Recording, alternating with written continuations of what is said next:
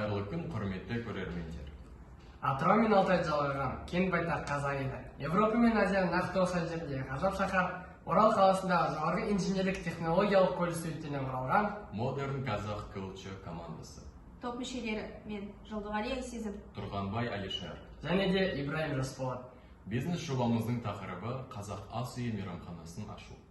топ ұрана, Ой санама бизнестің қырын-сырын дамыттым. әрке жүрдің бағалап өзгерістің нарықтың. Ұлтымыздың құндылығын туристерге таныттым. Ойымызда табысы мен игілігі халықтың.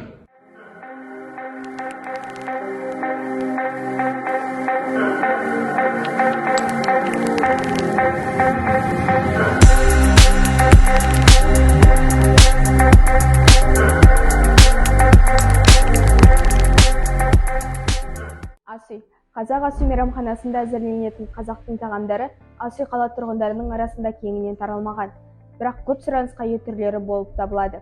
Осы бағыттағы білікті аспазшыларды таңдап алуда оңай. Инерттілік шешім мейрамхананың үлгісі мен ас үй түріне мінсіз сай келеді.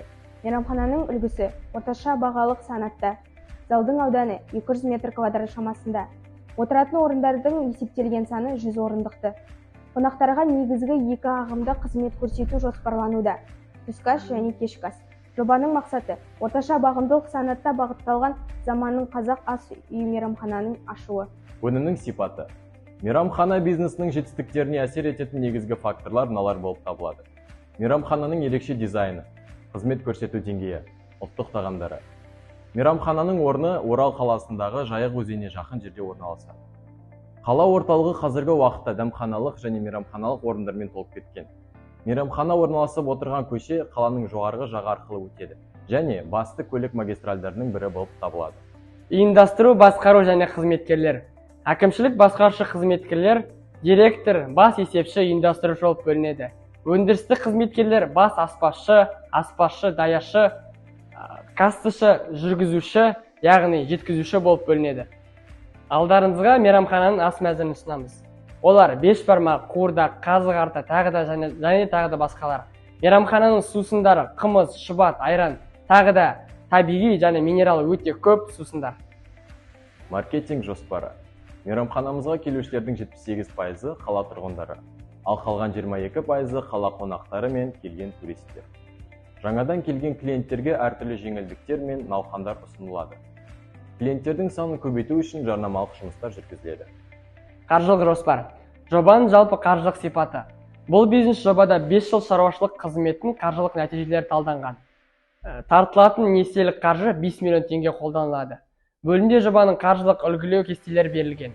Жобаның жүзеге асыру басталу кезеңі 2023 жылдың 1-тоқсаны. Қаржылық жоспардың жалпы негізделген жобалардың қаржылық несиенің келесі шарттар негізінде есептеледі. Несие сомасы 5 миллион теңге, жылдық пайыздық мөлшерлемесі 15%, жоба уақытының есептік мерзімі 5 жыл.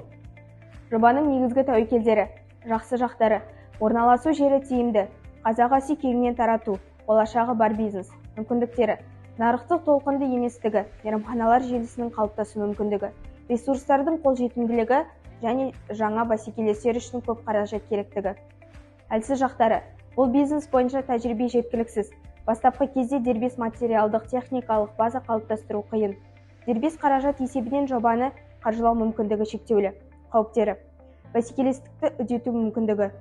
Әлемдік қаржылық дағдарыс салдарынан қызметке қатысты сұраныстың төмендеуі.